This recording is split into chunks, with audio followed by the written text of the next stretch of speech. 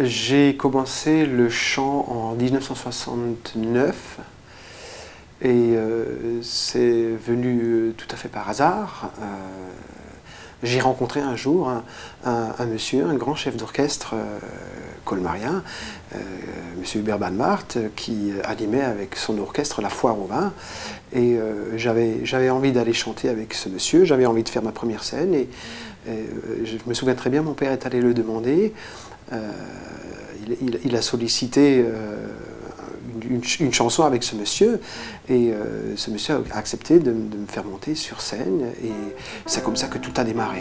J'ai travaillé avec lui dans tous les pays d'Europe, on avait plus de 150 dates par an et ça se passait très très bien et 8 ans après j'ai décidé, pour des raisons qui m'étaient propres, de créer ma propre formation. Donc j'ai créé ma formation de bal avec des musiciens de première grandeur.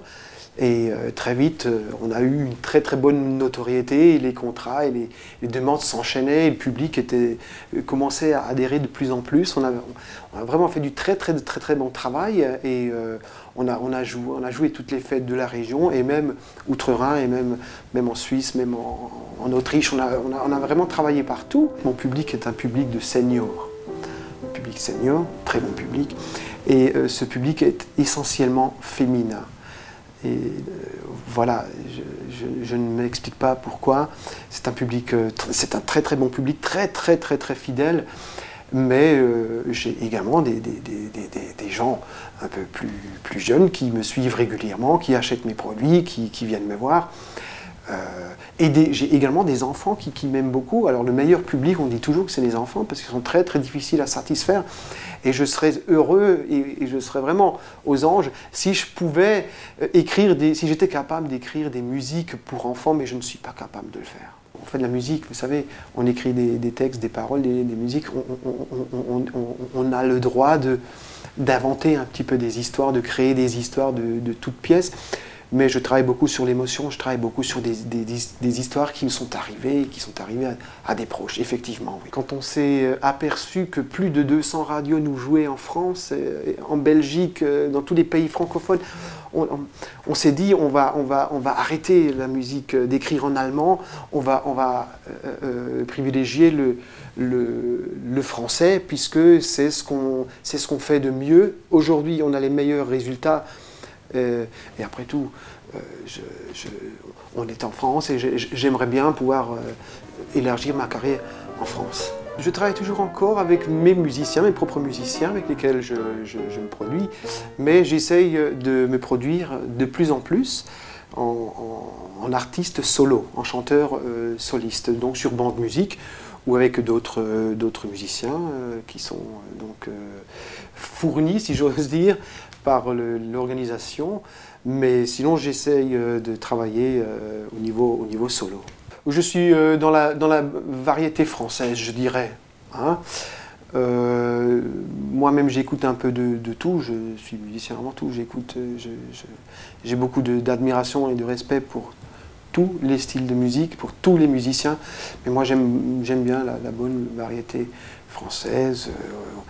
Pour ne pas les citer, j'aime bien Franck Michael, j'aime bien Frédéric François, j'aime bien tout ce genre de chanteurs. Je trouve ça très bien et très commercial. Et voilà, ils ont eux-mêmes un grand succès. Et j'ai toujours aimé ce style de musique. Mon premier instrument, c'est ma voix, qui comporte 5 octaves, c'est quand même pas trop mal. Et non, je suis chanteur, mais également musicien.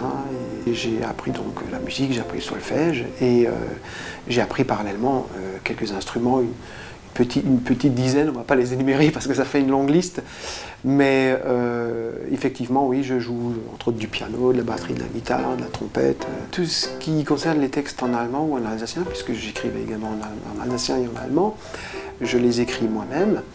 J'ai également une bonne cinquantaine de chansons, de paroles, de textes que j'ai écrits en français, mais j'ai rencontré un garçon formidable il y a quelques années, qui est un grand parolier de l'Est de la France, qui est très connu. Il s'appelle Thierry Brenner, qui travaille également sous le pseudonyme de Étienne Faury.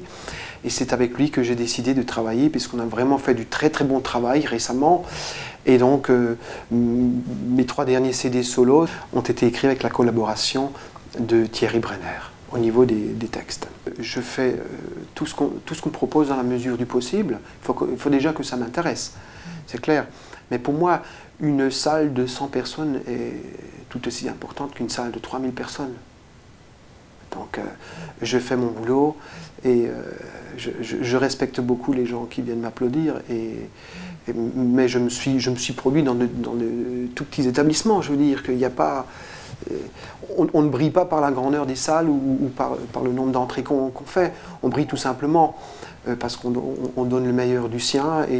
Mais il m'est arrivé de faire des soirées dansantes, et même très régulièrement, et puis pendant plus de 20 ans. Et il m'arrive de faire des galas dans des endroits prestigieux. Mais tout est très important pour moi à ce niveau-là. La musique m'apporte tout, c'est vraiment ma vie, mis à part ma vie de famille, ma fille. Mais la musique, c'est vraiment, je me réveille musique, je m'endors musique, ça fait partie de moi, ça fait partie de mon âme, ça m'apporte beaucoup de choses. Et j'espère que j'apporte également un petit peu de joie aux gens qui m'aiment bien. C'est pour ça que c'est ma mission, c'est pour ça que je suis là, me faire plaisir et apporter un petit peu de joie aux gens qui aiment ce que je fais.